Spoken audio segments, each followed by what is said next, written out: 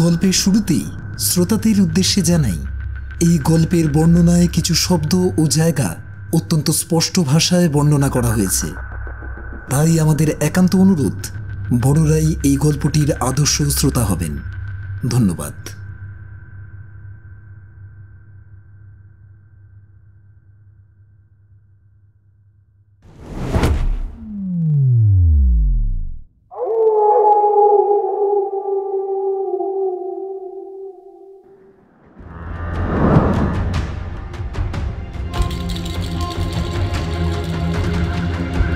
অন্ধকার audio stories, ভয়ের নতুন ঠিকানা।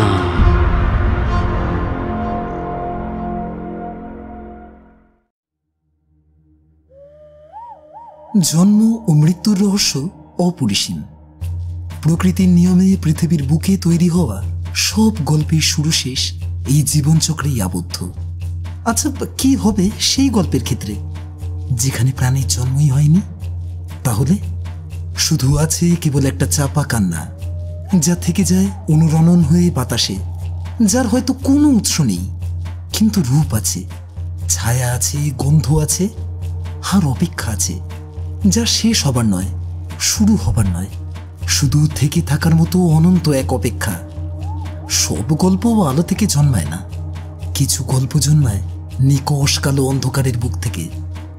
নমস্কার, অন্ধকারে আজ আপনাদের শোনাবো তেমনি একটি গ্রাম বাংলার ভুতুড়ে রূপকথা, শুভদীপ সরকারের কলমে উদ্ভিদ। লেখক শুভদীপ সরকার তরুণ প্রজন্মের মধ্যে এক অন্যতম শক্তিশালী লেখক। তার জন্ম হয় 20শে নভেম্বর 2005 সালে হুগলির হিন্দমোটরে।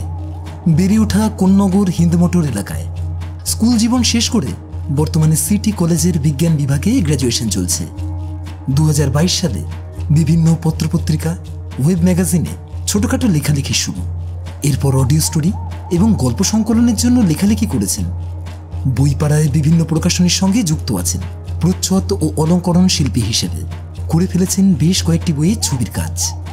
ছোট্ট থেকে লেখালেখি, ছবি আঁকা, মূর্তি নির্মাণ, কবিতা আবৃত্তি, নাটক, গল্পের বই পড়ায় ছিল বিশাল ঝোঁক। তাঁর সাহিত্য ও সিনেমার প্রতি রয়েছে অসীম ভালোবাসা। প্রসঙ্গত এখানে বলে রাখি, ওনার লেখা এই ভৌতিক কাহিনী উদ্ভিদ, যেটি অন্ধকার অডিও স্টোরি ও লেখনী প্রকাশনী যৌথ উদ্যোগে অন্ধকারের অষ্টপ্রহর গল্প সংকলনে স্থান করে নিয়েছিল। গল্পে যাওয়ার আগে আমাদের আপনাদের কাছে বিনীত অনুরোধ, দয়া করে গল্পটি হেডফোন ব্যবহার করে পুরোটা শুনবেন।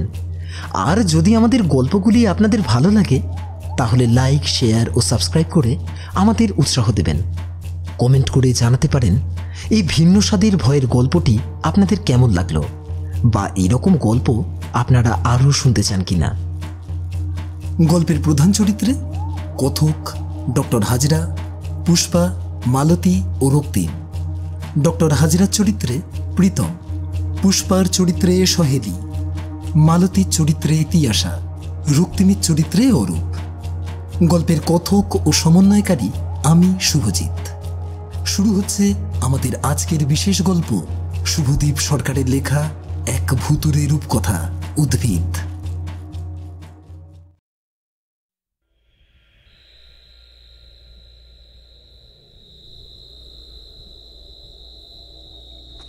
সবুজ ডালপালা একটু একটু করে বিস্তার লাভ করছে। গাছটা বড় হচ্ছে ক্রমশ। চোখের সামনেই বড় হতে হতে গাছটা ঢেকে ফেলল গোটা উঠোনটা। রাশি রাশি ঝুড়ি নামলো সূর্যমুখী গাছ থেকে। আমি অবিশ্বাস্য চোখে তাকিয়ে রইলাম বোবার মতো। একটু আগেও যে গাছটা ছিল একটা ছোট্ট চারা, সেটা মাত্র কয়েক সেকেন্ডের মধ্যে আকাশ ছুঁয়ে ফেলেছে। আমি নিজের চোখে বিশ্বাস করতে পারছি না। মাটিতে ঘষ্টাতে ঘষ্টাতে একটু একটু করে পেছনে সরছি আমি। আচমকা ভেসে এলো সেই বিকট হাসি। হেসে সে গলায় সেই নারীকণ্ঠ বলল, রূপকথার গল্প শুনেছ না গো? এটা রূপকথা, কিন্তু গল্পটা মোটেই সুন্দর নয়, ভয়ঙ্কর, নির্মম, নিষ্ঠুর। আমি অনুভব করলাম আমার পিছনে দেয়াল। আমার আর পিছনে সরবার উপায় নেই। গাছের ফাঁক পুকুর দিয়ে চাঁদের আলো এসে পড়েছে। সেই আলোতে দেখলাম সরু দড়ির মতন কিছু একটা এগিয়ে আসছে ঠিক আমার দিকে। সেই দড়ি থেকে টপ টপ করে রক্ত ঝরছে। আমি উঠে দাঁড়াতে চেষ্টা করলাম, কিন্তু পারলাম না। হাত পা অবশ হয়ে আসছে, মুখ দিয়ে একটা শব্দও বেরোচ্ছে না। রক্তাক্ত দড়িটা একদম সামনে এগিয়ে আসছে। আমি ছটফট করছি, চারিদিকে তাকাচ্ছি উদ্ভ্রান্তের মতো, কিন্তু কোথাও কেউ নেই, কেউ কোথাও নেই। এবারে দড়িটা এসে আমার গলায় চেপে বসলো। টের পেলাম সেটা সাধারণ সুতোর দড়ি নয়, বরং সজীব কোনো পদার্থ দিয়ে তৈরি। আমার গায়ের উপর রক্তের ফোঁটা পড়ছে, পচা মাংসের গন্ধে গা গুলে উঠছে, আমার দম বন্ধ হয়ে আসছে। আমি আপ্রাণ চেষ্টা করছি দড়িটা থেকে নিজেকে মুক্ত করার। চোখ মুখ কুচকে গেছে। আমি হাঁ করে শ্বাস নেওয়ার চেষ্টা করছি, কিন্তু না, আর পারছি না। বড় গাছটার ডালপালা আষ্টে পৃষ্ঠে জড়িয়ে ধরছে আমায়। চোখ বুজে আসছে। আবছা চোখে দেখলাম গাছের নিচে একটা গ্রাম্য বউ দাঁড়িয়ে আছে, তার কোলে একটা ছোট্ট বাচ্চা।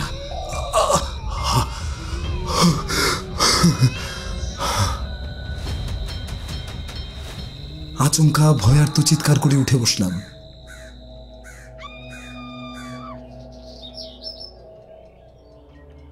চোখ মেলতেই দেখতে পেলাম আমার চির পরিচিত ঘরটাকে। জানলা দিয়ে রোদ এসে পড়েছে। ঘড়িতে সকাল 9:30।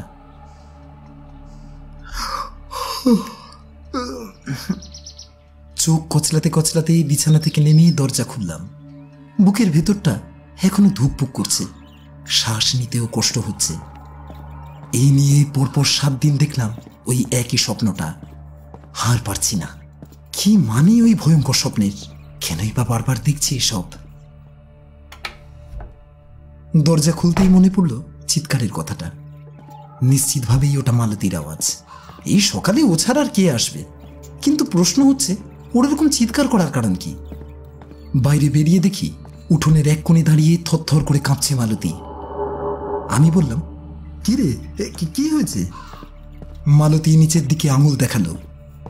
আমি এগিয়ে গিয়ে দেখলাম মেঝের ওপর 2টো হাতের ছাপ।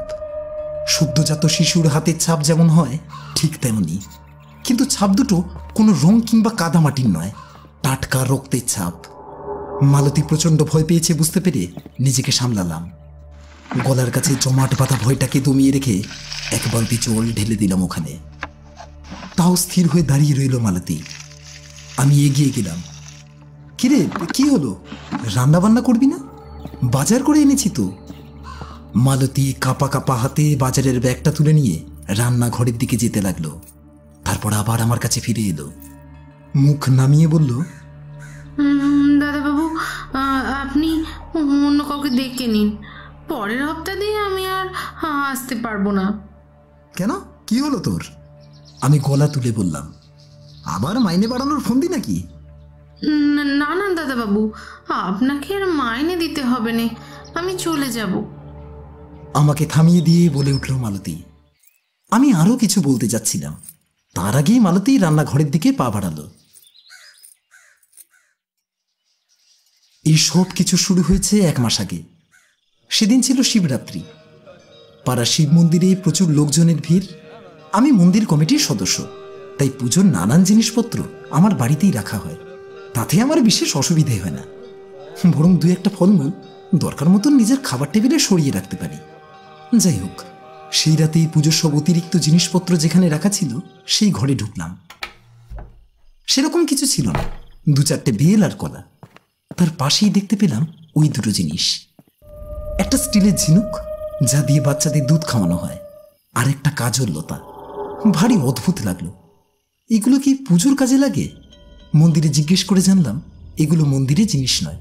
অতএব কৌতূহলবশত ও 2টো আমার ঘরে এনেই রাখলাম।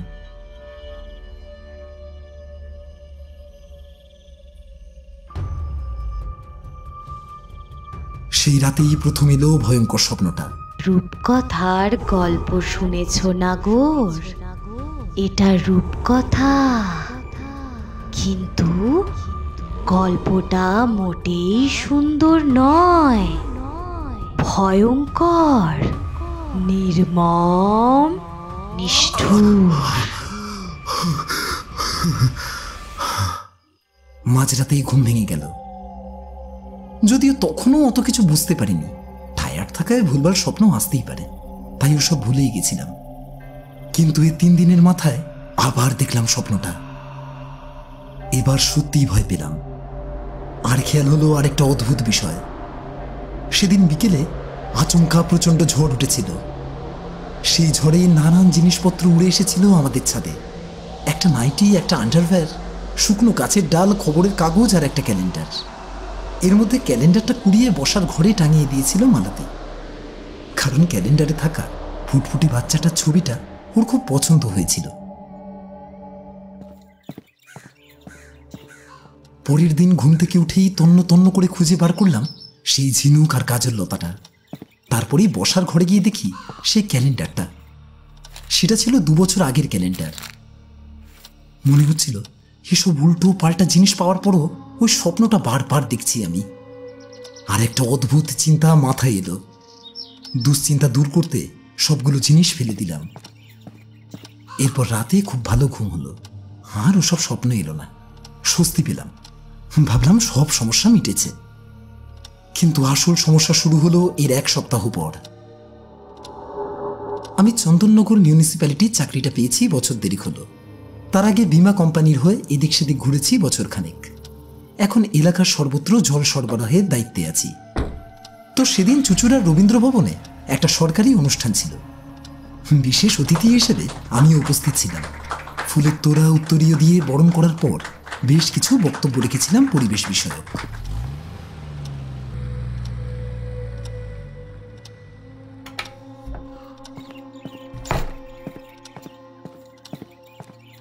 বাড়ি ফিরতে রাত প্রায় 10:45 বাজল। খেয়ে দিয়ে সবে মাত্র শুয়েছি, আবার ফিরে এলো ভয়ঙ্কর স্বপ্নটা। দম বন্ধ হয়ে এলো আমার ঘুমের মধ্যে। ছটফট করতে করতে এক সময় ঘুমটা ভেঙে গেল। বুকের বাদিকটায় প্রচন্ড ব্যথা করছিল। ঢকঢক করে অনেকটা জল খেয়ে কোনো রকমে সেই রাতে রেহাই পেলাম। 2 দিন পর আবার সেই একই স্বপ্ন। হুবহু একই দৃশ্য ভেসে উঠছে আমার চোখের সামনে। ভয়ে দুশ্চিন্তা ক্রমশ বাড়তে লাগলো। পরের দিন সকালে হঠাৎ কি মনে হতে সে ব্যাগটা খুললাম, যেটা নিয়ে চুচুড়ায় রবীন্দ্র ভবনে গেছিলাম। ব্যাগটা খুলতেই চমকে উঠলাম, হাত পা ঠান্ডা হয়ে গেল। সোনালি রঙের জুড়ি বসানো সেই উত্তরীয়, যেটা দিয়ে আমাকে বরণ করা হয়েছিল, সেটা নেই। তার জায়গায় রয়েছে একটা ছোট্ট কাঁথা, রঙিন শাড়ি দিয়ে বানানো নকশা করা কাঁথা। যেন কোনো গ্রামের বউ তার সন্তানের জন্য সেটা তৈরি করেছে।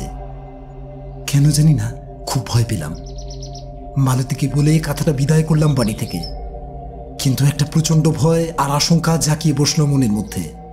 পৌরসভার কাজ তাড়াতাড়ি মিটিয়ে বাড়ি চলে আসতাম, আর বেরোতাম না কোথাও।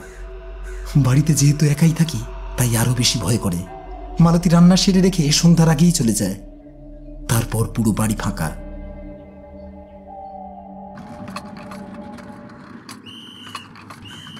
একদিন সকালে পৌরসভার আবর্জনা ফেলার গাড়িতে আনাজের খোসা, প্লাস্টিক ফেলার পর গেটের সামনে দাঁড়িয়েছি। গাড়িটা চলে যেতেই একটা জিনিস হঠাৎ চোখে পড়ল। সম্ভবত ওই ময়লা স্তূপ থেকেই পড়ে গেছে জিনিসটা। হলদে রঙের একটা ঝুনঝুনি। সেটা হাতে নিয়ে দেখলাম এখনো সুন্দর আওয়াজ হচ্ছে। কয়েক মুহূর্ত দাঁড়িয়ে থাকতেই কি মনে হলো যেন ছুঁড়ে ফেলে দিলাম ঝুনঝুনিটা। তাড়াতাড়ি ঘরে ঢুকে এলাম।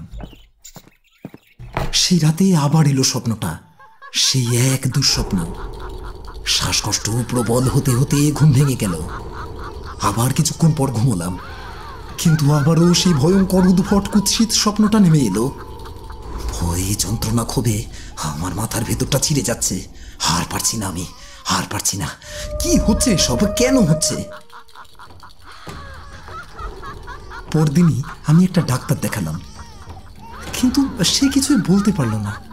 তার মতে এসব আমার মনের ভ্রম। কিন্তু তাকে কে বোঝাবে যে এই ঘটনাগুলো একটার সঙ্গে আরেকটা সম্পর্কযুক্ত? কাজল লতা, দুধ খাওয়ানো ঝিনুক, বাচ্চার ছবি দেওয়া ক্যালেন্ডার, কাঁথা, ঝুনঝুনি, এসব কিসের ইঙ্গিত করে? কবে থেকে দেখছেন স্বপ্নটা? আর কোনো মানে বুঝতে পারছেন কি এসবের? ডক্টর দত্ত জিজ্ঞাসা করলেন আমায়। বললাম, ওই 1 মাস হলো প্রায়। ইদানিং খুব ঘন ঘন দেখছি হুবহু এক দৃশ্য। প্লিজ আমাকে হেল্প করুন, আমি আর পারছি না, খুব ভয় করছে আমার। ঠিক কিসের ভয় বলুন তো? কষ্টটা কোথায় হচ্ছে? শারীরিক কোনো সমস্যা নাকি শুধুই মনের ভুল? মনের ভুল মানে? আপনি বুঝতে পারছেন না আমার কষ্ট হচ্ছে? দম বন্ধ হয়ে আসছে, আমার গলা ব্যথা করছে, এইগুলো মনের ভুল? শান্ত হন, বুঝতে পারছি আমি, কিন্তু এটা তো স্বপ্ন। আমি তো এই চিকিৎসা করতে পারবো না, বুঝলেন মিস্টার পাল? আচ্ছা, শরীরে এমনি কোনো প্রভাব পড়ছে কি? আমার মাথাটা গরম হচ্ছিল। কোনো রকমে নিজেকে শান্ত করে শার্টের একদম ওপরের বোতাম খুলে বললাম, এই দেখুন দেখুন, গলায় সেই দড়ির ছাপ বসে গেছে। এতটাই প্রবল আঘাত যে গলায় হাত দিলেও এখন আমার ব্যথা করছে। বলুন এইবার কি বলবেন? এইসব নেহাতি স্বপ্ন। ডক্টর দত্ত কিছুক্ষণ অবাক চোখে তাকিয়ে রইলেন আমার গলার দিকে, তারপর থুতনিতে হাত দিয়ে বললেন, কোথায় দড়ির ছাপ? আমি তো দেখতে পাচ্ছি না। কি দেখতে পাচ্ছেন না? আপনি কি ইয়ার্কি মারছেন আমার সঙ্গে?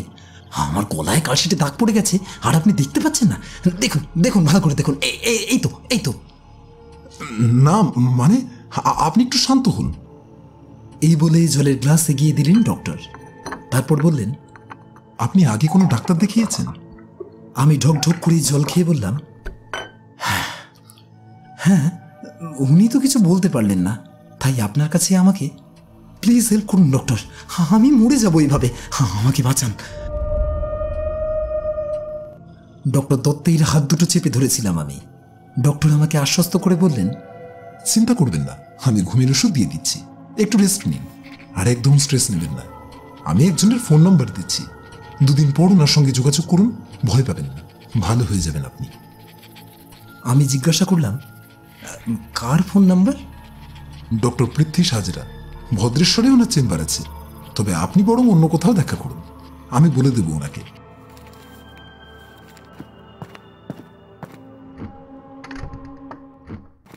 ডক্টর দত্তের চেম্বার থেকে বেরিয়ে আমি ওষুধগুলো কিনে নিলাম।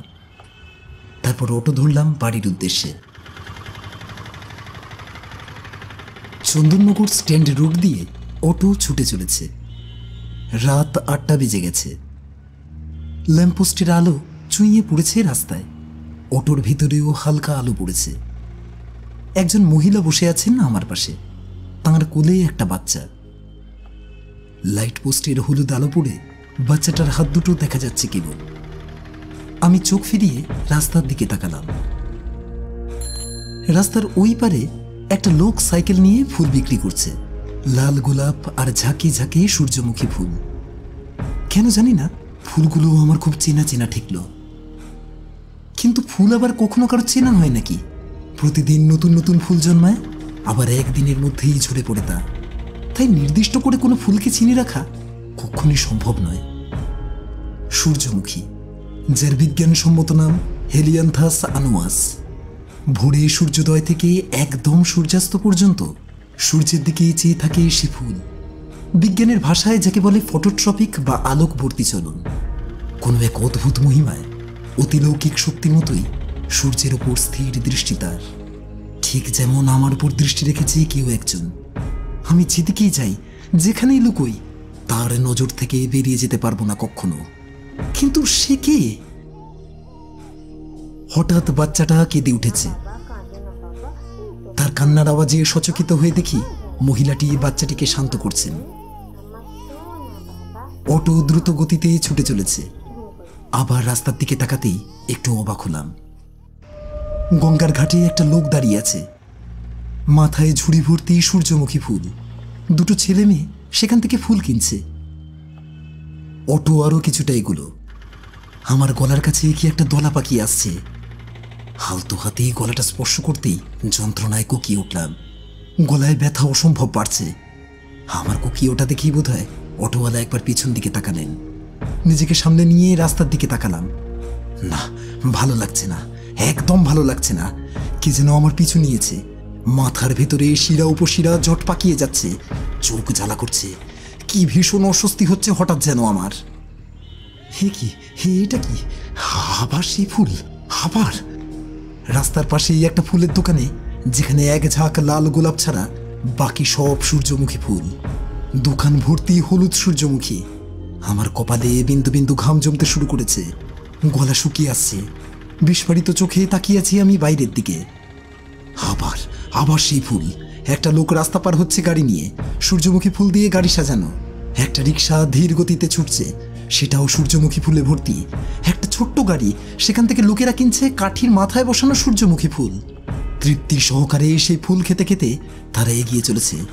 আরেকটা দোকান, সেখানে শালপাতার বাটি নিয়ে লোকজন দাঁড়িয়ে। দোকানদার জলে ডুবিয়ে ছোট ছোট সূর্যমুখী ফুল বাড়িয়ে দিচ্ছে। লোকজন ভিড় করে সেটাই খাচ্ছে। একটা লোক বাইক নিয়ে ছুটে যাচ্ছে, তার মাথায় সূর্যমুখী ফুলের আস্তরণ।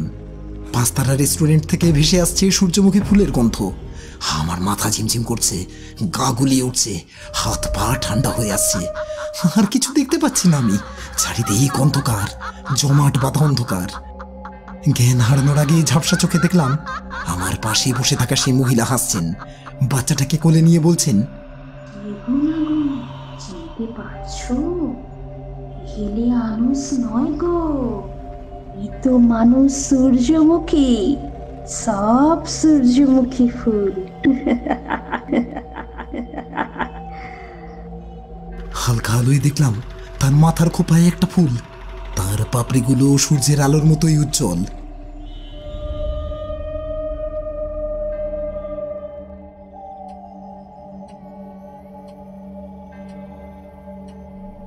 ঘুমের ওষুধ খেয়ে ঘুম তো এলো, সঙ্গে ওই স্বপ্ন। আরো প্রকট, আরো তীব্র। ওই রক্তাক্ত দড়িটা আর বৃহৎ গাছটা আমার সবকিছু শেষ করে দিচ্ছে। দুটো রাতেই এক জিনিস। আমার খুব ভয় করছে ঘুমোতে যেতে। কিন্তু সন্ধ্যা হলেই দু চোখ ভরে ক্লান্তি নেমে আসে, কেমন একটা ঘোরের মধ্যে থাকি। গতকাল পৌরসভা থেকে চলে এসেছিলাম বিকেল হতেই, শরীরটা ভালো লাগছিল না। আজ সকাল হতেই রেডি হয়ে নিয়েছি, জলখাবার খেয়েই বেরিয়ে যাব। ডক্টর পৃথ্বীশ হাজরার সঙ্গে দেখা করে তারপর যাব স্ট্র্যান্ড রোডে গঙ্গার ধারে। কেন যাব জানি না। সেদিন রাতে অটোর ঘটনাটা মনে পড়ল। যখন চোখ খুললাম, অটোওয়ালা তখন ঝুঁকে পড়ে আমার দিকে দেখছেন আর জোরে জোরে ডাকছেন, দাদা, ও দাদা। আমি উঠে বসতেই বিরক্তি সহযোগে তিনি বললেন, কি ব্যাপার দাদা, একা একা কার সঙ্গে কথা বলছিলেন? মাথাটা তো একেবারে গেছে নাকি? আমি বললাম, ওই মহিলা কোথায় গেলেন? কে মহিলা? কি যাতা বকছেন? কি কেস বলুন তো দাদা? এদিকে আসতে গিয়ে আর একটা প্যাসেঞ্জারও পেলাম না, আর আপনি ক্যাচাল করছেন। দিন ভাড়াটা দিন, নামুন। ভাড়াটা মিটিয়ে টলমলো পায়ে বাড়ির গলিতে ঢুকলাম। গেটে তালা খুলতেই আবার চমকে উঠলাম। ভয়ে রক্তহীন হয়ে গেল। গেটের পাশে যে পেয়ারা গাছটা ছিল, মাসখানেক আগে বাজ পড়ে শুকিয়ে গেছে। সেই গাছের ডালে ঝুলছে একটা ছোট্ট পুতুল। পুতুলটার পেটে দড়ি বেঁধে ঝোলানো হয়েছে। সেই দড়ি থেকে টপ টপ করে রক্ত পড়ছে মাটিতে। আমার হাত পা কাঁপতে শুরু করেছিল। কোন রকমে ঘরে ঢুকে দরজা বন্ধ করে দিয়েছিলাম। পরের দিন সকালে উঠে দেখি পুতুলটা নেই। মরা পেয়ারা গাছটার ঠায় দাঁড়িয়ে আছে একই জায়গায়, কিন্তু তার গাছের ডালে বাঁধা পুতুলটা না, সেখানে আর কিচ্ছু নেই। অনেক কষ্টে 1.5 খানা রুটি আর একটু তরকারি খেয়েছি। মালতী অবাক হয়ে তাকিয়েছিল।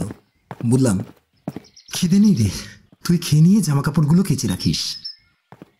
মুখ ধুয়ে এসে কাজের টেবিলের সামনে দাঁড়িয়েছি। জানলা দিয়ে রোদ এসে পড়েছে টেবিলের উপর। আমার চোখ আবার স্থির হয়ে গেল। কয়েক সেকেন্ড হাঁ করে তাকিয়ে থেকে কাঁপা কাঁপা হাতে তুলে নিলাম ফুলটা। 4টে সূর্যমুখী ফুল লাল ফিতে দিয়ে বাঁধা। সম্মোহিতের মতন কতক্ষণ দাঁড়িয়েছিলাম কে জানে। মালতীর গলায় হুঁশ ফিরল। ও দাদা বাবু, ফুলটা গেটের সামনে রাখা ছিল, আর ওই খামটা লেটার বাক্সে। কে পাঠিয়েছে গো? টেবিলের উপর রাখা একটা বাদামি খাম।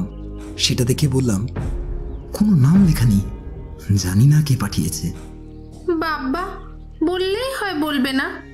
তা এত সুন্দর ফুল, লাভ লেটার কি আর পাঠাবে প্রেমিকা ছাড়া? বলছি তো নাম লেখা নেই। বিরক্ত হয়ে বললাম, আসুন, এই ফুলগুলো তুই ফেলে দে। সে কি গো, এত সুন্দর ফুল ফেলবে কেন গো? অবাক হয়ে প্রশ্ন করে মালতী। উত্তরে বললাম, তাহলে তুই নিয়ে যা, কিন্তু এখান থেকে সরা। নেব? মালতী আনন্দে নেচে উঠল। আরে বললাম তো, নিয়ে এখন যা। মালতী ফুলগুলো নিয়ে গেল। আমার শরীরটা ভয় ঠান্ডা হয়ে গেছে। বুঝতে পারছি এত সহজে আমি মুক্তি পাবো না। ভয়ে ভয়ে খামটা খুললাম। বিস্ময় আর ভয়ের এক অদ্ভুত মিশ্রণে আমি কেঁপে উঠলাম তৎক্ষণাৎ। মনে হলো পায়ের নিচের মাটি নেই, শূন্যে ভাসছি আমি, দম বন্ধ হয়ে আসছে আমার। একটা সরু সোনার চেন, সঙ্গে একটা ছোট্ট ত্রিশূলের লকেট। যে দুটো জিনিস আমি বছর দেড়েক আগে বিক্রি করে দিয়েছি, সেটা আবার আমার কাছে ফিরে এলো কিভাবে?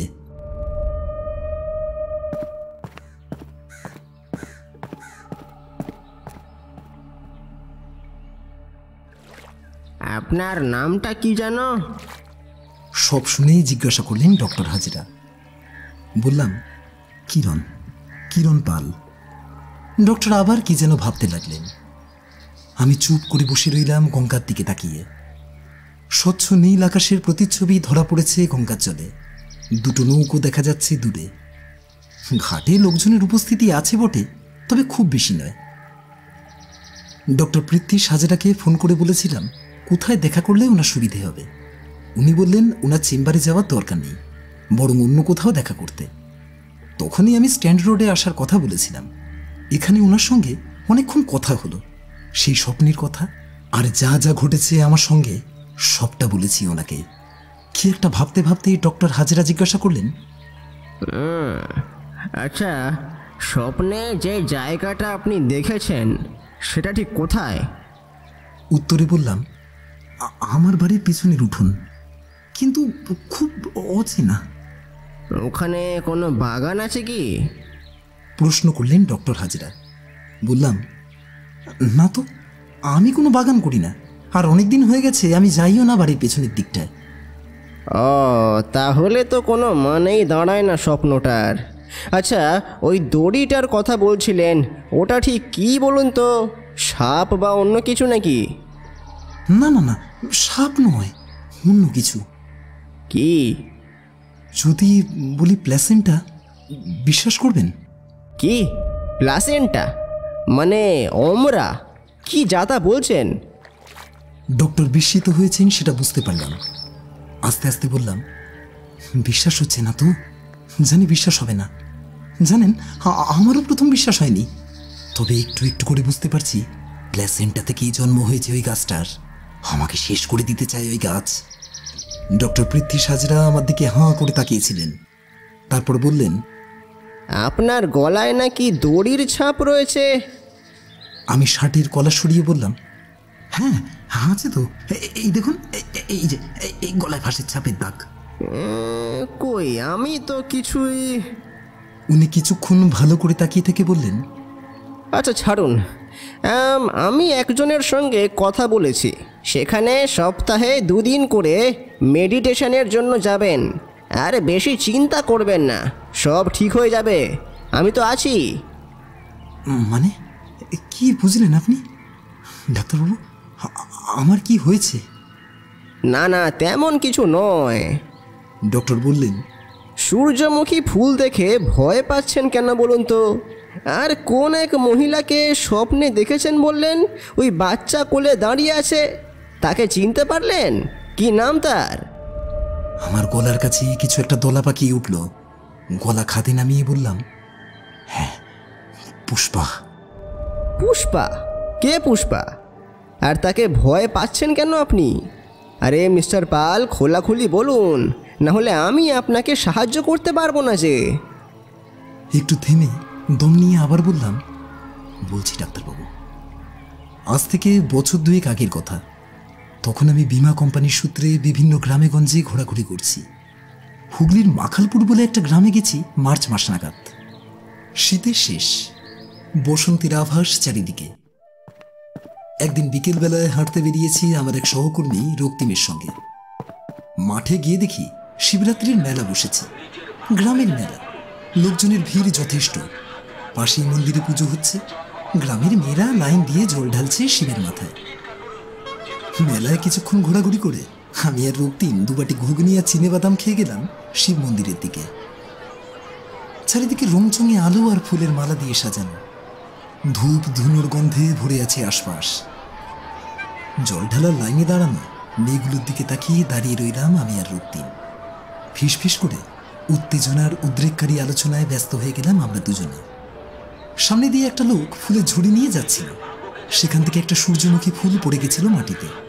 আমি ইতিউতি ভাবতে ভাবতে সেটা তুলে নিয়ে দাঁড়িয়েছিলাম। রক্তিম জিলিপি কিনতে গেছে, হঠাৎই আমার চোখ গিয়ে পড়ল একটা মেয়ের ওপর। ফর্সা টুকটুকে একটা মেয়ে, রোগাটে গরম, গায়ে ভিজে কাপড়, হাতে মাটির থালা। শরীরের প্রতিটা ভাঁজ ভিজে কাপড়ের ওপর থেকে স্পষ্ট। আমার চোখ স্থির হয়ে গেল। মন্দির থেকে বেরিয়ে মেয়েটা হেঁটে যাচ্ছিল খালি পায়ে।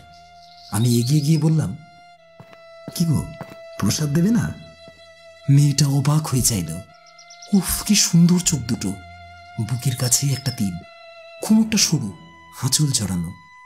আমার শরীরে মৃদু শিহরণ জেগেছে, রক্তের স্রোত বাড়ছে। আমি হ্যাঁ, নিন। নিজেকে কোনো রকমের সামলে নিয়ে প্রসাদী মিষ্টিটা নিয়ে মুখে পুড়ে দিলাম। কিন্তু বুঝতে পারছি এভাবে শান্ত হতে পারবো না। শরীরের রক্ত গরম হচ্ছে, আরো বেশি কিছু চাইছে আমার শরীর। কি করব, মাথা কাজ করছে না। মেয়েটা বলল, আসছি, কেমন? দাঁড়াও না। আমি বাধা দিলাম। কি মনে হতে সূর্যমুখী ফুলটা বাড়িয়ে দিয়ে বললাম, এই নাও। মেয়েটা হাঁ করে চেয়ে রইল। ফুলটা নিয়ে বলল, আপনি কেমন করে জানলেন আমি সূর্যমুখী ফুল ভালোবাসি? হেসে বললাম, জানো না, জানতে তো হবেই। মেয়েটা একবার হেসে সঙ্গে সঙ্গে প্রণাম করলো আমায়। তারপর বলল, আমার নাম পুষ্পা, আপনি? আমি কিরণ, দূর থেকে আসছি। তোমার বাড়ি কোথায়? এই তো পাশেই, আসেন একদিন আমাদের বাড়িতে, চলি আজ, কেমন? এই বলেই মেয়েটা দ্রুত পা চালিয়ে চলে গেল সেখান থেকে। আমার ঠোঁটের কোণে একটা হাসির রেখা ফুটে উঠল। মনে মনে বললাম, তোমায় খুব বেশি অপেক্ষা করতে হবে না, আমি ঠিক চলে আসবো পুষ্পা সুন্দরী। পরের দিন সকাল সকাল রক্তিম কলকাতায় ফিরে গেল। গ্রামের মেয়ে বউদের জিজ্ঞাসা করে পুষ্পাদের বাড়ি গেলাম আমি। আগেই পুষ্পার বাবা মায়ের মন জয় করলাম। নিজের প্রশংসা করে লজ্জা পাওয়ার ভান করতে একটু অসুবিধে হলো না। তারপর পুষ্পার সঙ্গে হাঁটতে বেরোলাম গ্রামের আলপথ ধরে। বিকেল হয়ে গেছিল, চারপাশ ফাঁকা নিস্তব্ধ। আমি ব্যাগ থেকে একটা বড় দেখে ফুলের তোড়া বার করলাম। এক রাশ সূর্যমুখী ফুল আর মাঝে দুটো লাল গোলাপ। পুষ্পা খুশিতে লাফিয়ে উঠল, ও মা, এত ফুল, সব আমার জন্য? হ্যাঁ পুষ্পা, পছন্দ তো? খুব, আপনি আমার মহাদেব। আমি ভুরু কুচকে বললাম, মানে ঠিক বুঝলাম না। বারে, শিবরাত্রির দিন বাবার মাথায় জল ঢেলে বেরোনোর সময় তো আপনার দেখা পেলাম, আর আপনি জেনে গেলেন যে আমার সূর্যমুখী ফুল কত ভালো লাগে। সব এমনি এমনি নাকি, ভোলানাথ সব ঠিক করেই আপনাকে পাঠিয়েছেন। আমি হাসলাম, মনে মনে ভাবলাম, ভোলানাথ তাহলে সত্যি সব ঠিক করে রেখেছেন পুষ্পা, আমাকে আর বেশি কিছু করতে হবে না। জানেন, আমাদের বাড়িতে একটা গাছ আছে সূর্যমুখী ফুলের। পুষ্পা আপন মনে বলতে লাগলো, আমি কত আদর যত্ন ভালোবাসা দিয়ে গাছটা বড় করছি। শিবরাত্রির দিনেই প্রথম ফুল ফুটেছিল। বাবার মাথায় ধূত্র আকন্দ ফুলের সঙ্গে ওই সূর্যমুখী ফুলটাও দিয়েছিলাম। বাবা আমার কথা শুনেছেন, শিবের মতোই বড়। বলতে বলতে থেমে গেল মেয়েটা, হাত দিয়ে মুখ চাপা দিয়ে দাঁড়িয়ে গেল। আমি এগিয়ে গিয়ে বললাম, থামলে কেন পুষ্পা, শিবের মতো বর পেয়েছ বুঝি? আমি কি শিবের মতো দেখতে? পুষ্পা মুখ তুলে তাকালো। হালকা হেসে বললাম, ভাবছি এবার শিবের মতোই বড় বড় চুল রাখবো, জটা বেঁধে বাঘের ছাল পরে ঘুরবো। আচ্ছা, এই গ্রামে বাঘ পাওয়া যায়? বেশ তরতাজা জোয়ান বাঘ। পুষ্পা আমার মুখের দিকে তাকিয়ে হেসে ফেলল। আমিও হাসতে হাসতে ওর মাথাটা নিয়ে আমার কাঁধে রাখলাম। পুষ্পা, এই সূর্যমুখী ফুলের বিজ্ঞানসম্মত নাম কি জানো? হেলিয়ান্থাস আনুয়াস। কি? হেলে আনুস? সেইটা আবার কি? এর নাম তো সূর্যমুখী। ওই যে সূর্যের দিকে তাকিয়ে থাকে সারাক্ষণ, তাই জন্যই তো। আমি হেসে ওকে জড়িয়ে ধরলাম। ও শরীরের ঘ্রাণ নিতেই আবারও শিহরিত হলাম। শরীরের মধ্যে সেই উত্তেজনা স্রোত বইতে শুরু করলো। পুষ্পা কিছুক্ষণ পরেই আমাকে সরিয়ে দিয়েছিল। বুঝেছিলাম এইভাবে কিছুই হবে না, কিন্তু কিছু একটা করতেই হবে। শরীর মন উতলা হয়ে উঠছে আমার। এভাবে গল্প আড্ডার মধ্যে দিয়ে একটা সপ্তাহ কেটে গেল। মেলা শেষ হলো, চারপাশ শান্ত হয়ে গেল ক্রমে ক্রমে। তারপর একদিন পুষ্পাকে নিয়ে গেলাম শিব মন্দিরে। একটুখানি সিঁদুর ও সিঁথিতে পরিয়ে দিলাম। তারপর আর কি, ওকে নিয়ে এলাম আমার ভাড়া বাড়িতে। বিছানা সাজিয়ে রেখেছিলাম সূর্যমুখী ফুল দিয়ে। পুষ্পাকে শুইয়ে দিলাম ফুলের বিছানায়। ও শরীরের সঙ্গে নিজেকে বিলীন করে দিলাম। বললাম, এই ফুলের বিজ্ঞানসম্মত নাম হেলিয়ান্থাস আনুয়াস। আর তোমার বিজ্ঞানসম্মত নাম কি বলতো? কি নাগর? কিরণিকা প্রাণাতিকা, বুঝলে? রসিক নাগর আমার, যাও তো। হেসেছিল পুষ্পা। তখনও স্বপ্ন দেখছিল একটা সুন্দর জীবনের, একটা ছোট্ট সংসারের। গলা থেকে একটা সরু চেন খুলে আমাকে পরিয়ে দিয়েছিল। তার মধ্যে ছিল একটা ত্রিশূলের লকেট। সেটা যে খাঁটি সোনার তা আমার বুঝতে সময় লাগেনি। পুষ্পা বলেছিল, তুমি তো আমার ভোলানাথ, আর আমি তোমার কিরণিকা প্রাণাতিকা। বলতে বলতে হাসতে হাসতে ওর ঠোঁট দুটো কামড়ে ধরেছিলাম। তারপর কি হলো? প্রশ্ন করলেন ডক্টর পৃথ্বী সাজরা। অন্ধকার হয়ে এসেছে। গঙ্গার ঘাটে একটু একটু করে ভিড় বাড়ছে। আমি কিছুক্ষণ চুপ করে রইলাম।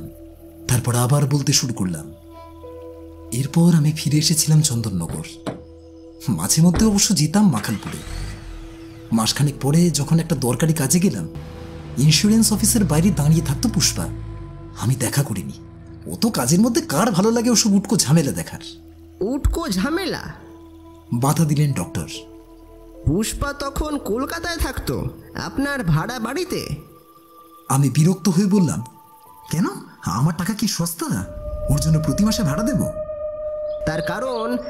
তাহলে আবার কি, ওখান থেকে আসার আগেই 2000 টাকা দিয়ে পুষ্পাকে রেখে এসেছিলাম ওর বাপের কাছে। তারপরে ওভাবে অফিসের বাইরে দাঁড়িয়ে থাকতো। দেখা করছি না দেখে একদিন হুট করে অফিসের মধ্যে ঢুকে এলো পুষ্পা।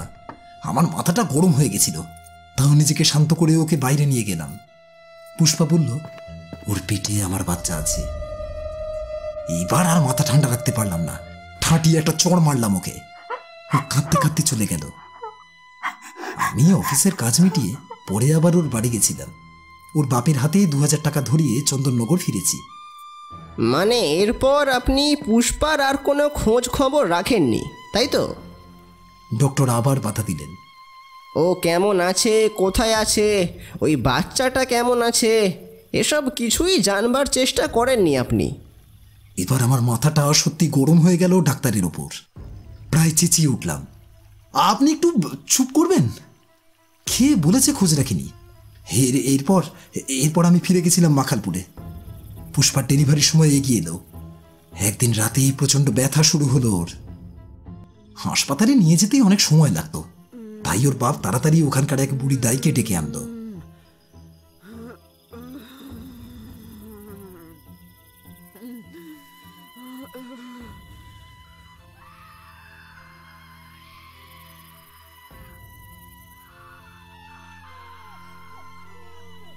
ওখানে একটা ফাঁকা জমি আছে। কোনো মহিলার বাচ্চা হওয়ার পর প্ল্যাসেন্টা, মানে যেটা দিয়ে মায়ের সঙ্গে বাচ্চার শরীরটা যুক্ত থাকে, সেটা বাঁশের ছিলা দিয়ে কেটে ওই ফাঁকা জমিতেই পুঁতে দেওয়া হয়। অবশ্য সেটা হয় কেবল দাইর হাতে প্রসব হলে তবেই। বুড়ি দাই পুষ্পার প্রসব করালো, প্ল্যাসেন্টা কেটে ওই জমিতে পুঁতেও দিল। কিন্তু পুষ্পা সুস্থ হলো না। রাত পেরোনোর আগেই পুষ্পা একেবারে ঘুমিয়ে পড়ল, চিরতরের জন্য। তার কিছুক্ষণের মধ্যেই বাচ্চাটার কান্নাও থেমে গেল। সেও চোখ বুঝল। ডক্টর পৃথ্বী সাজরা চুপ করে রইলেন। আমি দুহাতে মুখ চেপে বসে রইলাম বেশ কিছুক্ষণ। তারপর ডক্টর হাজরা মুখ খুললেন। তার মানে আপনি বলতে চাইছেন যে ওই পুঁতে রাখা প্লাসেন্টা থেকে একটা সূর্যমুখী ফুলের গাছ জন্ম নিচ্ছে, আর সেটাই স্বপ্নে এসে আপনার গলা টিপে ধরছে, তাই তো? হ্যাঁ ডাক্তারবাবু, ঠিক তাই। পুষ্পা আমার পিছনে পড়ে আছে, আমাকে শেষ করে দেবে ও। আমাকে বাঁচান আপনি, আমাকে বাঁচান। ভুরু কুচকলেন ডক্টর। কিন্তু এটা কি সম্ভব? আপনি বলুন না, একটা কাটা প্লাসেন্টা থেকে গাছের জন্ম হচ্ছে, তাও এতদিন পরে? হ্যাঁ তাই হচ্ছে, আমি তো দেখতে পাচ্ছি। ওই গাছটা একটু একটু করে বড় হতে হতে একদম সবকিছু ঢেকে ফেলছে। তাছাড়া আপনি ওই গ্রামে গেলে দেখতে পাবেন, যেখানে ওই প্লাসেন্টা পুঁতে রাখা হয় সেখানে কত অদ্ভুত অদ্ভুত গাছের জন্ম হয়েছে। ডাক্তার হাজরা আবার বললেন, আচ্ছা, মানলাম যে আপনি ঠিক বলছেন। আচ্ছা, এবার বলুন তো, ওই সোনার চেনটা কি করেছেন? সেটা কি পুষ্পাকে ফেরত দিয়ে দিয়েছিলেন? ওই সোনার চেনটা? না মানে ওটা তো আমি বিক্রি করে দিয়েছিলাম, কিন্তু জানি না কি করে ওটা আবার আমার বাড়িতে ফিরে এলো। আমি জানি না, এসব ঘটনার কিচ্ছু আমি বুঝতে পারছি না। জানেন ডাক্তারবাবু, আমার না মনে হয় পুষ্পাই নিশ্চয়ই ওটা পাঠিয়েছে, আমাকে আবার সব কিছু মনে করিয়ে দিতে চাইছে।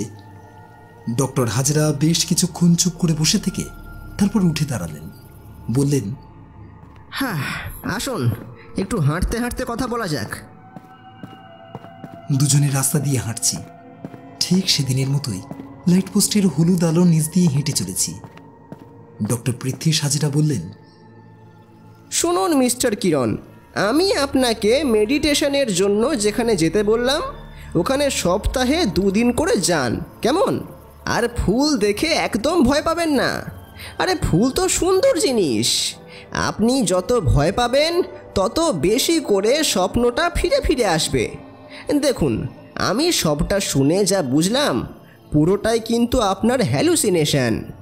আপনি ভেবে দেখুন না, আপনি তো এই 1 মাসে আরও কত জিনিস পেয়েছেন। টাকা পেয়েছেন, কাজের দায়িত্ব পেয়েছেন, উত্তরীয়, ফুলের তোড়া, অচেনা ফোন নাম্বার থেকে মিসড কল, কত কিছুই না পেয়েছেন। ভাবতে বসলে দেখবেন লম্বা একটা লিস্ট হচ্ছে মশাই। কিন্তু আপনার মস্তিষ্ক বেছে বেছে সেই জিনিসগুলোর ওপরেই ফোকাস করছে যেগুলো বাচ্চাদের সঙ্গে জড়িত, যেমন ওই ঝিনুক, কাজললতা, খেলনা, নকশিকাঁথা, এই সব কিছুই। তার কারণ আপনার মস্তিষ্কে পুষ্পা আর ওই বাচ্চার স্মৃতিটা খুব তীব্রভাবে সঞ্চিত আছে। সূর্যমুখী ফুল, প্লাসেন্টা, এই সব কিছুই কিন্তু আপনার এই মস্তিষ্কের অতিরিক্ত চিন্তার ফল। আপনি একটু ফ্রি মাইন্ডে সময় কাটান, বুঝলেন? মেডিটেশন করুন, দেখবেন ধীরে ধীরে সব দুঃস্বপ্ন চলে গিয়েছে। আমি 7 বছর ধরে এই ধরনের মানসিক সমস্যা নিয়ে কাজ করছি মশাই, তাই সবটাই বুঝতে পারছি। আমার কথা শুনুন, পারলে কয়েকদিনের জন্য কোথাও ঘুরে আসুন। এই কথা শুনেই মাথার ভেতরে হঠাৎ বিদ্যুৎ ঝলক দিয়ে উঠল। চেঁচিয়ে উঠলাম, তার মানে আপনি? আগে হ্যাঁ, আমি সাইকোলজিস্ট। মানে মানে পাগলের ডাক্তার? ডক্টর দত্ত আমাকে পাগলের ডাক্তারের কাছে পাঠালেন?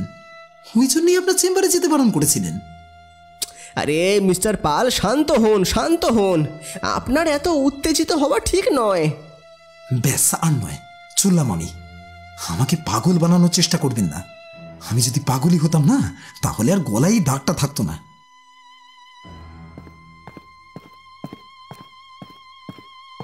বাড়ি ঢুকতে ঢুকতেই রাত 9টা বাজলো। মাথাটা গরম হয়েছিল, তাড়াতাড়ি তালা খুলে ঘরে ঢুকে গেলাম। জামা প্যান্ট চেঞ্জ করে খাবার বেড়ে নিলাম। খিদেও পেয়েছে, তাই না খেয়ে শুয়ে পড়লে শরীরে আরো কষ্ট হবে। খেতে খেতে হঠাৎ একটা শব্দ কানে আসতে লাগলো। কিসের শব্দ, কোত্থেকে আসছে বুঝতে পারছি না, কিন্তু শব্দটা খুব কৌতূহল জাগাচ্ছে। থালা সরিয়ে রেখে হাত মুখ ধুয়ে নিলাম।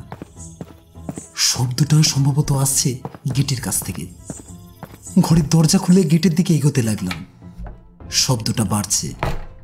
এবার একটু একটু বুঝতে পারছি শব্দটা যেন কাঁচের চুড়ির, যেন কেউ 2 হাতে কাঁচের চুড়ি পরে 2 হাত নাড়িয়ে নাচছে। একটু একটু ভয় করছে, তাও এগিয়ে চলেছি। হঠাৎই সব শব্দ থেমে গেল, কোথাও কোনো আওয়াজ নেই। আশ্চর্য হয়ে গেটের সামনে গিয়ে দেখি দুটো কুকুর শুয়ে আছে। তারপর ঘরে ফিরে আসতে যাব, তখনই থমকে দাঁড়ালাম। পেছন ঘুরে দেখি সেই মরা পেয়ারা গাছটা, আর গাছের ডালে ঝুলছে সেই পুতুলটা, দড়ি বেয়ে রক্ত গড়িয়ে পড়ছে। বুকটা কেঁপে উঠল। চারিদিকের বাতাসে অস্বাভাবিক কিছুর উপস্থিতি টের পেলাম আমি। দ্রুত পায়ে ঘরে ঢুকেই দরজা বন্ধ করে দিলাম। সঙ্গে সঙ্গে আবার সেই আওয়াজ কোথা থেকে আসছে বোঝার চেষ্টা করলাম। মনে হলো ঘর থেকে। ঘরের দিকে পা বাড়াতে যাব, কিন্তু হঠাৎ আবার থমকে দাঁড়ালাম। দেয়াল ঘড়ির কাঁটা হঠাৎই 3টের ঘরে পৌঁছে গেছে, কিন্তু একটু আগেই তো 10:30 বেজেছিল। তাহলে এর মধ্যেই হঠাৎ কি একটা বিষয়ে খটকা লাগলো। ফোনটা নিয়ে দেখি, হ্যাঁ 11:15 বাজে। তাহলে ঘড়িটা আচমকা খারাপ হয়ে গেল। চুরির আওয়াজটা বাড়ছে। আমি ঘরের দিকে এগোতে লাগলাম, কিন্তু আবার থমকে দাঁড়াতে হলো। খটকাটা কোথায় এখন বুঝতে পারছি। ডক্টর পৃথ্বী হাজরার বলা একটা কথা কানে বাজছে। তাড়াতাড়ি ফোন চেক করলাম। গত 1 মাসে অনেকগুলো অজানা নাম্বার থেকে ফোন এসেছে, কোনোটাই ধরিনি। একটু চেক করতেই দেখলাম একটা নাম্বার থেকে প্রতিদিন একবার করে কল এসেছিল, কিন্তু আমি খেয়ালই করিনি। এটা কার নাম্বার? ফোন করলাম ওই নাম্বারে, কিন্তু কেউ ফোন ধরল না। কৌতূহলবশত আরো 2-3 বার ফোন করলাম, একবারও কেউ রিসিভ করলো না ফোনটা। এদিকে চুরির আওয়াজটা হয়েই চলেছে। আমি কি ঘরে ঢুকবো? কেন জানি না, খুব ভয় করছে। কপালে বিন্দু বিন্দু ঘাম জমছে, শ্বাস প্রশ্বাস ঘন হচ্ছে ক্রমশ। কাঁপা কাঁপা হাতে দরজায় ঠেলা দিতে এই সব আওয়াজ থেমে গেল। বিস্ফারিত চোখে দেখলাম আমার গোটা ঘরটা সূর্যমুখী ফুল দিয়ে সাজানো। ভয়ের থেকেও আশ্চর্য হলাম বেশি। লাফিয়ে ঘরে ঢুকলাম। বিস্ময়ে আর ভয়ে থরথর করে কাঁপতে লাগলাম। গোটা ঘরটা শুধু যে সূর্যমুখী ফুল দিয়ে সাজানোই হয়েছে তাই নয়, বিছানার উপর কার ঘুমের জন্য ব্যবস্থা করা হয়েছে। সেই নকশি কাঁথা, ছোট বালিশ, পাশে রাখা সেই ঝিনুক আর ঝুনঝুনি, যেগুলো আমি ফেলে দিয়েছি অনেকদিন আগেই। পুষ্পা ফিরে এসেছে। আমার আর বুঝতে বাকি নেই, পুষ্পা ছাড়বে না আমাকে। সবাইকে মিথ্যে বলে বেড়াতে পারলেও পুষ্পার কাছে কিচ্ছু লুকোতে পারবো না। আমি পেছনে সরতে সরতে দরজার কাছে সরে এলাম। দৌড়ে ঘর থেকে বেরোলাম। কি করব কিচ্ছু বুঝতে পারছি না। ভয়ে হাত পা ঠান্ডা হয়ে গেছে। জোরে জোরে শ্বাস নিতে নিতে বসার ঘরের সোফার উপর বসে পড়লাম। তারপর পাশে তাকাতে বিস্ময়ে হতবাক হয়ে গেলাম আমি। সোফার উপর রাখা একটা তুতে রঙের ছাপা শাড়ি আর এক গোছা কাচের চুড়ি। ওগুলো চিনতে অসুবিধা হলো না একটুও। পুষ্পার খুব পছন্দের জিনিস ওগুলো। আচমকাই আমার ফোনটা বেজে উঠল। পকেট থেকে বার করে দেখি সেই অজানা নাম্বার। কাঁপা কাঁপা হাতে ফোনটা রিসিভ করতেই ঘ্যাস ঘ্যাসে একটা পুরুষ কণ্ঠ ভেসে এলো। ভয় করছে?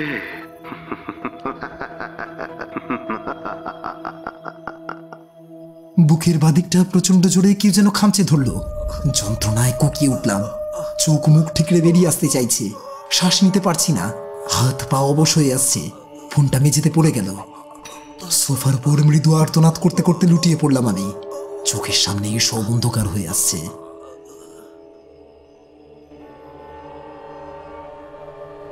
ধীরে ধীরে চোখ খুললাম, কিন্তু চোখের সামনে কিছুই দেখতে পাচ্ছি না। নিকষ কালো অন্ধকার, কোথাও কিচ্ছু নেই। উঠে বসতে চেষ্টা করে ব্যর্থ হলাম। বুঝতে পারছি শরীরের বাদিকটা অসাড় হয়ে গেছে। চাঁদের আলোয় একটা মুখ একটু একটু করে স্পষ্ট হচ্ছে।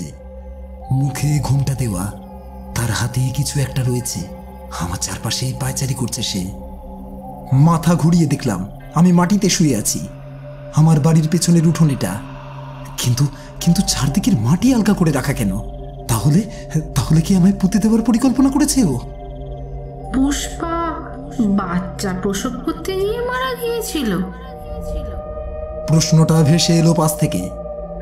আমি তাকালাম ওর দিকে। ঘোমটা খুলতেই দেখতে পেলাম ওর হিংস্র মুখটা। কে ও? পুষ্পা? না, ও তো মালতী। মালতী হিসিসে গলায় বলল, আমি সব জানি দাদাবাবু। সেই রাতে আমি জঙ্গলের আড়াল থেকে সব দেখেছি। তাই তো আপনার বাড়িতে কাজ করতে এসেছিলেন। এতদিন ধরে আপনার ভাই ফরমাস খেটেছি। এবার আমার হিসেব চোকানোর সময় এসেছে। আমি কিছু বলতে পারছি না, ভয় করছে খুব। কি করব আমি?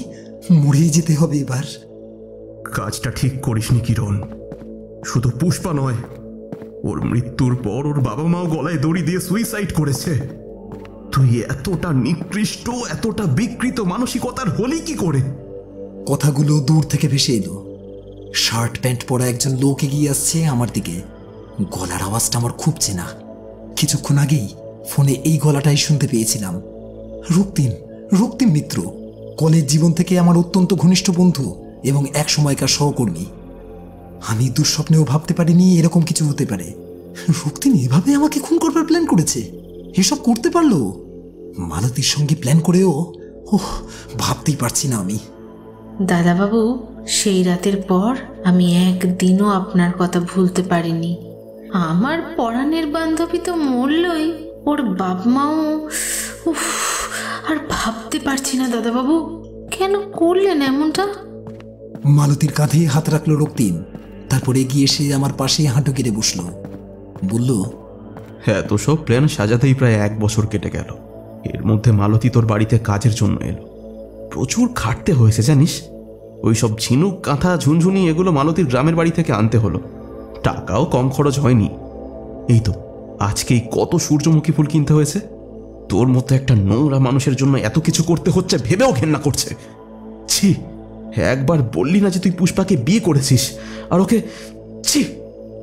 আমি ভয়ে কাঁপছি, কিছু বলার চেষ্টা করছি, কিন্তু মুখের বাঁ দিকটা অসাড়, কোনো কথা বেরোচ্ছে না। রক্তিম উঠে দাঁড়িয়ে আবার বলতে শুরু করলো, তোর ওই অটোওয়ালাকে মনে আছে কিরণ? তুই ঠিকই দেখেছিলিস। অটোতে ওই মহিলা ছিল আমার ওয়াইফ, আর সঙ্গে ছিল আমার ছেলে। তোকে একটু একটু করে পাগল করার কাজে ওইটুকু বাচ্চা, অটোওয়ালা সবাই হেল্প করেছে। আর মালতী তো সমস্ত কিছু করতেই রাজি তোকে খুন করার জন্য। এমনকি নিজের হাত কেটে রক্ত দিয়ে ছাপ দিতেও দুবার ভাবেনি। খাবারে একটু একটু করে হ্যালোসিনোজেন মিশিয়ে দিয়ে তোকে নরকে ঠেলে দেওয়ার কাজটাও মালতীই করেছে। অবশ্য সেটার জন্য ড্রাগের যোগান দিয়েছি আমি। আচ্ছা, স্বপ্নটা ঠিক কতটা ভয়ঙ্কর ছিল রে? একটু বল না আমাদের। আমরা আসলে চাইছি ওই স্বপ্নের থেকে অনেক বেশি ভয় দেখাতে, ঠিক যতটা ভয় দেখালে তুই হার্ট ফেল করে মারা যাস।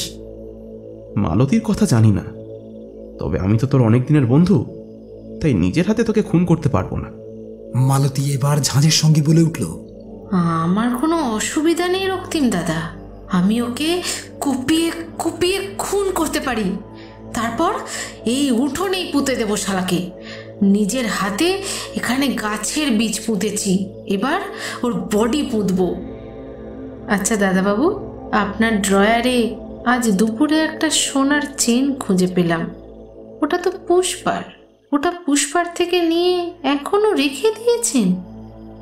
আমার চোখ দিয়ে জল পড়ছে, আর পারছি না আমি। খুব কষ্ট হচ্ছে, বুকে ব্যথা করছে, গোটা শরীর অবশ হয়ে যাচ্ছে আস্তে আস্তে, শ্বাস নিতে পারছি না। কিন্তু মালতীর এই কথায় চমকে উঠলাম। আমি তো সোনার চেনটা বিক্রি করে দিয়েছিলাম বছর 1.5 আগে। আজ সকালে ওই বাতাবি রঙের খামের মধ্যে চেনটা পেলাম হঠাৎই। আমাকে ভয় দেখানোর সব প্ল্যান তো ওদের দুজনের।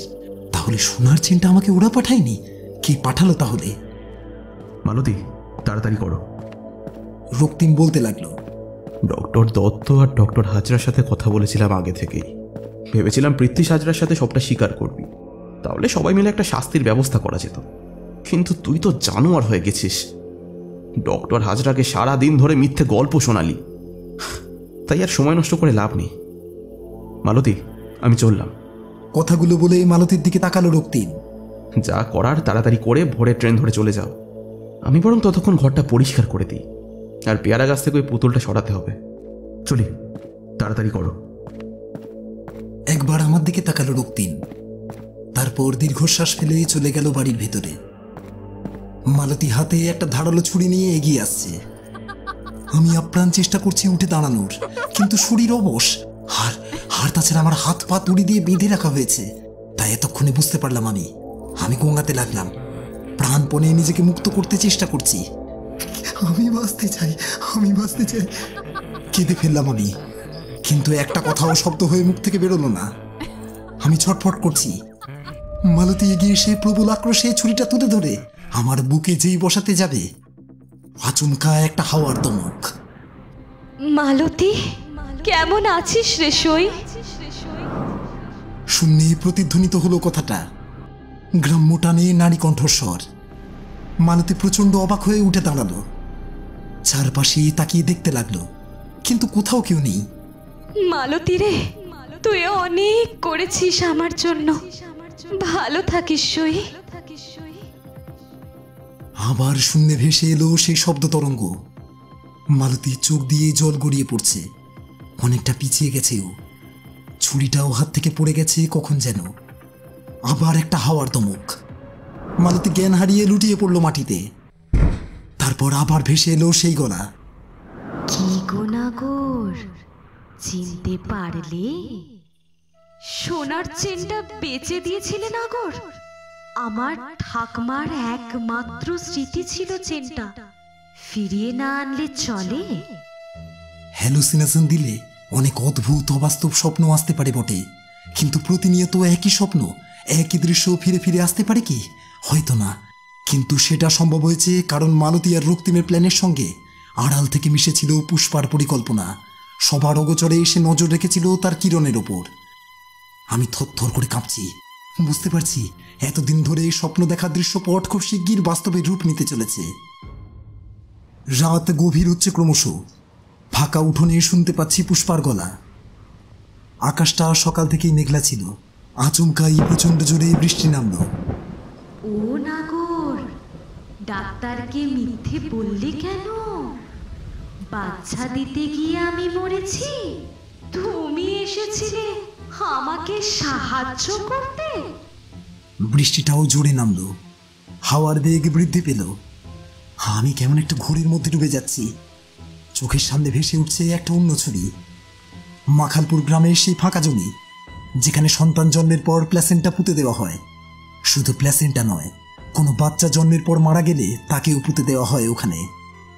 চারিদিক জঙ্গলি গাছপালায় ঘেরা জমি। আমি দাঁড়িয়ে অপেক্ষা করছি পুষ্পার জন্য। ফোনে কার সঙ্গে কথা বলছিলাম, পুষ্পা আসতেই ফোনটা কেটে দিলাম। রাত 2টো বাজতে যায়। চাঁদের আলো ছাড়া কোনো অন্য আলো নেই সেখানে, কাছাকাছি বাড়িঘর নেই সেরকম। তবু চন্দননগর থেকে গ্রামে এসে লোক পাঠিয়ে পুষ্পাকে বলেছিলাম রাত 2টোর সময় এখানে দেখা করতে। ফুলা পেটটা নিয়ে হাঁটতে হাঁটতে পুষ্পা হাজির হয়েছে। আমায় দেখেই পুষ্পা হেসে বলল, কি গো নাগর, গ্রামে ফিরে পিরিত জাগলো বুঝি? তা এতদিন কি হয়েছিল? একটু ব্যস্ত ছিলাম দরকারি কাজে। তোমার শরীর ঠিক আছে তো? হ্যাঁ গো, তবে তুমি সেদিন আপিসে সবার সামনে চটটা মেরে ঠিক করনি নাগর, আমার খুব কষ্ট হয়েছিল। সরি পুষ্পা। আমি ওর কাঁধে হাত রাখলাম। আসলে কাজের খুব চাপ ছিল, তুমি রাগ করো না। এই তো আমি চলে এসেছি। ও মা, রাগ করবো কি গো, তুমি তো আমার ভোলানাথ। তাহলে একটা কথা বলবো পুষ্পা? কি গো নাগর? বাচ্চাটাকে নষ্ট করে দাও। না মানে ভুল বুঝো না, আমি এসব চাই না। আর এখানে কজন ছাড়া কেউ জানেও না আমাদের বিয়ের ব্যাপারে। কি? পুষ্পা আমার হাত সরিয়ে দূরে সরে গেল। কি বলছো নাগর? ছি, এমন কথা বলতে আছে নাকি? ফুটফুটে একটা বাচ্চা হবে, আমার বাড়ির সূর্যমুখীর গাছটার মতোই যতনে ওকে বড় করব। দেখো দেখো, অনেক বড় হবে গো, অনেক ডালপালা মেলে দেবে। আমার মতো এইটুকু গ্রামের ভেতরে আটকে থাকবে না। ওফ, এইসব স্বপ্ন দেখা বন্ধ করো। আমার মান সম্মানটা আগে তোমার এই ননসেন্স মার্কা স্বপ্নের থেকে। এই শোনো, ভিখারি ঘরে থেকে স্বপ্ন দেখেই না জীবনটা কাটাতে হবে তোমায়। এমন কেন বলছো গো? স্বপ্ন না দেখলে সত্যি হবে কেমনে? এই একদম ওসব ন্যাকামি করবে না, ন্যাকামি বন্ধ করো তো। বাচ্চাটাকে নষ্ট করতে পারবি কিনা বল? না না, পারবো না। বললাম না, সূর্যমুখী গাছের মতোই ওকে। চপ সালি, বেশি ন্যাকামি মারিও না। বাঁচতে হলে না বাচ্চার জন্ম আমি দেবই, যেইভাবেই হোক। রাগে মাথাটা গরম হয়ে গেছিল। ওর চুলের মুঠিটা টেনে ধরলাম। বেশি তেল বেড়ে গেছে না, পুঁতে রেখে দেবো, তখন বাচ্চা জন্ম দেওয়া বেরিয়ে যাবে। বুকের পাটা থাকে তো পুঁতে দেখাও, শোয়ার সময় মনে ছিল না? ঠাঁটিয়ে একটা চড় মারলাম পুষ্পার গালে, ও কাদায় পড়ে গেল। উঠতে যাচ্ছিল, সজোরে একটা লাথি মারলাম ওর পেটে। খুব বার বেড়েছিল, ডানা ছাড়তে হতো খুব তাড়াতাড়ি। ফোনটা নিয়ে একটা নাম্বার ডায়াল করতেই দুজন লোক পাশে রাস্তা থেকে ছুটে এলো। একটা রুমাল ঢুকিয়ে দিল পুষ্পার মুখে, ওকে পাঁজা কোলা করে পাশের জমিতে নিয়ে যেতে লাগলো। দাঁত খিচিয়ে বললাম, খুব শখ না বাচ্চা জন্ম দেওয়ার? হেয়ার যা সালি, মাটির ভেতরে গিয়ে বাচ্চা দে। মাথায় মেরে পুষ্পাকে অজ্ঞান করে মাটিতে পুঁতে দেওয়া হলো সেই রাতেই। ভোরের আগেই গাড়ি নিয়ে আমরা ফিরে এলাম চন্দননগর। রূপকথার গল্প শুনেছ নাগর? এটা রূপকথার গল্প, তবে গল্পটা মোটেই সুন্দর নয়, ভয়ঙ্কর, নির্মম, নিষ্ঠুর, খুব খুব বাজে গল্প। শূন্যে ভেসে আসা সেই গলা আবার বর্তমানে ফিরিয়ে আনলো আমাকে। আমি উঠোনের চারদিকে তাকাতে লাগলাম, কিন্তু কোথাও কেউ নেই। আরেকটা হাওয়ার দমক, কেমন যেন পাথরের মতন হয়ে গেলাম আমি।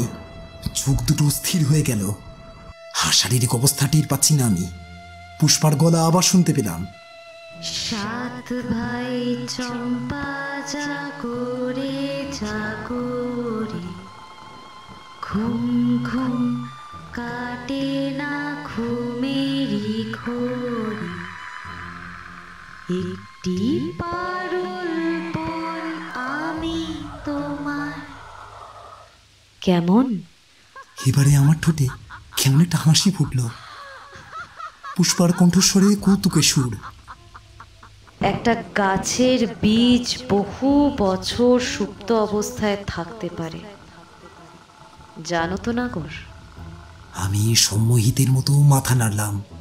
কোনো এক অদ্ভুত ক্ষমতায় আমার ঠোঁট দুটো নড়ে উঠল। হ্যাঁ, জানি জানি। আচ্ছা বলো তো, মাখালপুরে পুঁতে রাখা বীজটা এতদিন পর চন্দননগরে এলো কেমনে? আমার ঠোঁট তখন বলে উঠল, মালতী মাখালপুর থেকে মাটি নিয়ে এসেছিল। সেই মাটির মধ্যে ছিল সূর্যমুখী ফুলের বীজ। সেই বীজ এই বাড়ির উঠোনে পোতা হয়েছে, সেখান থেকেই তো প্রাণীর সঞ্চার হবে। ঠিক বলেছ। আচ্ছা বলো তো, মাটি ভেদ করে যার জন্ম তাকে কি বলে? উদ্ভিদ। হ্যাঁ, উদ্ভিদ। বাহ, একদম ঠিক। তুমি তো পড়াশোনা করেছো কত, তুমি তো জানবে। আচ্ছা মনে আছে, তুমি বলেছিলে মাটির ভেতরে বাচ্চা জন্ম দিতে? তোমার কথাই সই। ও নাগর, আসবে তো আমার কাছে? বলো না, বলো না। হ্যাঁ হ্যাঁ পুষ্পা, হ্যাঁ আমি আসছি, আমি আসছি তো, আমি আসছি, আমি আসছি পুষ্পা, আমি আসছি। বেশ, এই জন্যই তো তোমাকে আমি এত ভালোবাসি। তুমি তো আমার ভোলানাথ, আর আমি তোমার কিরণিকা, প্রাণাদিকা। পুষ্পা হাসলো। স্থির ভাবলেশীন চোখে আমি তাকিয়েছিলাম শূন্যের দিকে। চাঁদের আলোয় দেখলাম মাটি ফুঁড়ে বেরিয়ে আসছে দুটো নরম হাত, ছোট্ট দুটো হাত, ছোট ছোট আঙুল, সবুজ তরতাজা দুটো হাত। একটা বাচ্চার কান্নার আওয়াজ কানে আসছে। হাত দুটো আস্তে আস্তে এগিয়ে আসছে আমার দিকে, আমার দিকে। হাতের চামড়া ভেদ করে বেরোচ্ছে কচি কচি সবুজ পাতা, শাখা প্রশাখা ছড়িয়ে পড়ছে। সবুজ ডালপালা একটু একটু করে বিস্তার লাভ করছে। মানব ভ্রূণের গাছটা বড় হচ্ছে ক্রমশ, একটু একটু করে হয়ে উঠছে একটা একটা বিশাল আকারের উদ্ভিদ।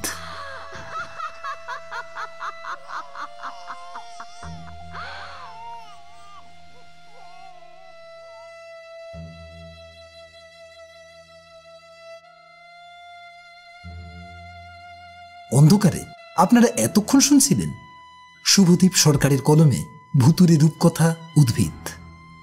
যদি আমাদের এই গল্পটি আপনাদের ভালো লাগে তাহলে লাইক, শেয়ার ও সাবস্ক্রাইব করে আমাদের উৎসাহ দেবেন। আর গল্পটি আপনাদের কেমন লাগলো বা এই জাতীয় গল্প আপনারা আরও শুনতে চান কিনা তা আমাদের জানাতে পারেন কমেন্টসের মাধ্যমে। জয়েন করতে পারেন অন্ধকার অডিও স্টোরিজকে মাত্র 29 ও 59 টাকার মান্থলি সাবস্ক্রিপশনের সঙ্গে। আজ তাহলে এই পর্যন্তই। আগামী সপ্তাহে অন্ধকার অডিও স্টোরিজ আবার ফিরবে নতুন কোনো রহস্যময় কাহিনীর সঙ্গে। ততক্ষণ সবাই ভালো থাকবেন, সুস্থ থাকবেন, ঈশ্বরের কাছে এই প্রার্থনা করি। ধন্যবাদ। শুভরাত্রি।